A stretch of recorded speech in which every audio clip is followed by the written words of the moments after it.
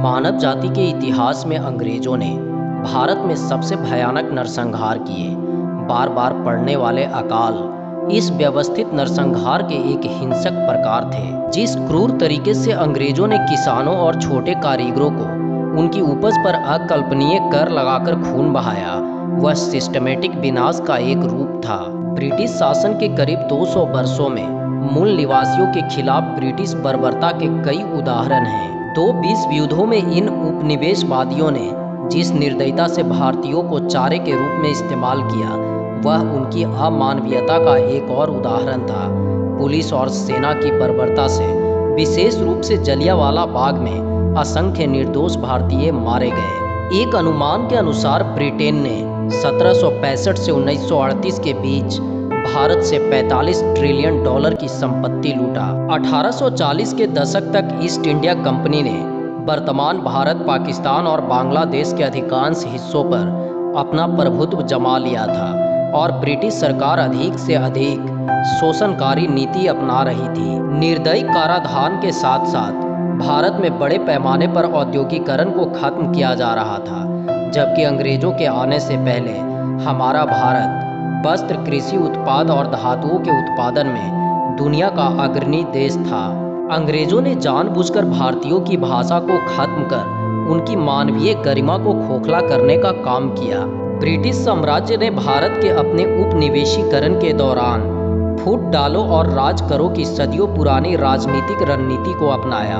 उन्होंने भारत में शासन करने के लिए स्थानीय लोगों को एक दूसरे के खिलाफ करने की रणनीति का इस्तेमाल किया। 200 वर्षों तक भारत पर अत्याचार करने और भारत की संपत्ति लूटकर अपने खजाने को भरने के बाद ब्रिटेन ने भारतीय उपमहाद्वीप को छोड़ने से ठीक पहले इसके टुकड़े कर दिए।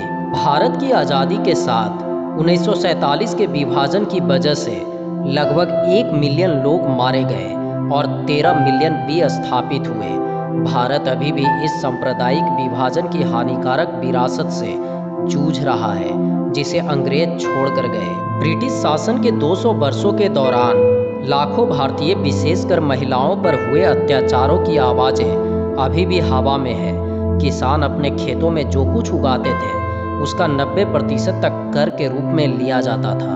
100 किलोग्राम अनाज पैदा करने वाले किसान को 90 किलोग्राम तक अनाज अंग्रेजों को देना पड़ता था। ज़्यादातर किसान इस तरह के कर देने में असमर्थ होते थे, जिसके कारण उन्हें लोहे की किलो से युक्त चमड़े के कोड़ों से 100 बार तक पीटा जाता था। इस पिटाई के कारण बहुत कम लोग जीवित रह पाते थे। इसके बाद उनकी माँ, बहनों और बेटियों को गांव वालों के सामने निवस्त्र करके गांव में घुमाने के लिए मजबूर किया जाता था। वे इतने पर ही नहीं रुके। उनके नग्न मार्च के बाद बर्बर अंग्रेजों ने उनके स्तनों को लोहे के चिमटे से तब तक दबाया जब तक कि उनके निपल से खून न बहने लगा। जब वे महिलाएं असहनीय दर्द से चिल्लाती और छटपटाने लगती तो आधुनिक हथियारों से लैस अंग्रेज अधिकारी उन पर जोर जोर से हंसने लगते। जब वे दर्द से बेहोश हो जाती तो ब्रिटिश ईसाई अधिकारी बेहद अमानवीय और क्रूर तरीके से उनके साथ सामूहिक बलात्कार करते। कई भारतीय महिलाओं का यही हश्र हुआ। भारतीय व्यापारियों, श्रमिकों और व्यवसायियों को इसी तरह की यातनाओं का सामना करना पड़ा। किसी भी खूबसूरत भारतीय लड़की या महिला पर किसी ब्रिटिश ईसाई की नज़र पड़ी तो वह शायद ही बलात्कार का शिकार हुए बिना बच सके। ब्रिटिश ईसाइयों द्वारा बलात्कार की शिकार भारतीय महिलाओं को बलपूर्वक वेश्या बनाया जाता था। अंग्रेजों द्वारा 350 बड़े शहरों में वेश्यावृत्ति गृह स्थापित किए गए थे, जहां वे बलात्कार की शिकार भारतीय माताओं, बहनों और बेटियों को कैद में रखते थे। अंग्रेजों ने 1760 में 200 यौन दासियों के साथ कोलकाता में पहला वेश्यावृत्ति केंद्र स्थापित किया। इसके बाद पुणे, दिल्ली, पटना, हैदराबाद, मुंबई, चेन्नई, बेंगलुरु, सिकंदराबाद आदि स्थानों पर लगभग 350 वेश्यावृत्ति केंद्र स्थापित कर दिए।